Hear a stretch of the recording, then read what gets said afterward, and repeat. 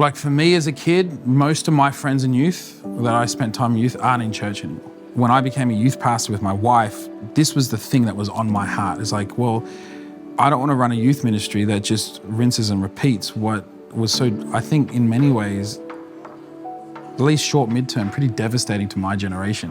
And so I began this conversation with God, like, God, what do we do here? And I profoundly remember the reply was, Ben, don't think about your youth ministry as how many kids you got bums on seats now, but how many you can invest into a point that they're following Jesus in 40 years' time, right? And so with that in mind, like, it makes sense why in my generation, I think it's good if I speak from my point of view, so many walked away, and I think why so many people feel like this as well. We had a performance-based ministry or a performance-based faith, right? Like top music, good lights, you know, make sure the package is perfect and everyone sees a particular thing, and then you'll be accepted and then you'll encounter God. And we might not have been saying it like that directly, but that's what young people have been experiencing, right?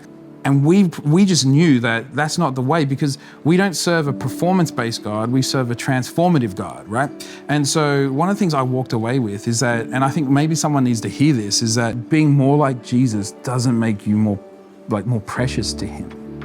You see Paul write in Romans that we were still in rebellion, Christ loved and came for us. And I think in every way and sense, so many people have been led or just left in this place. I'd say disillusionment because of a performance-based gospel when we serve a transformative-based gospel. And yes, being more like Jesus doesn't make you more precious to him. However, being more like Jesus makes him more precious to you.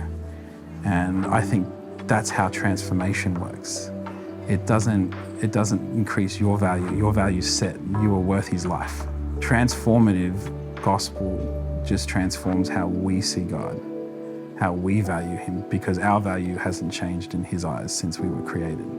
I really pray that God begins to call his sons and daughters home that were lost in a performance-based gospel, and they begin to live in a transformative-based gospel and the freedom that comes with that.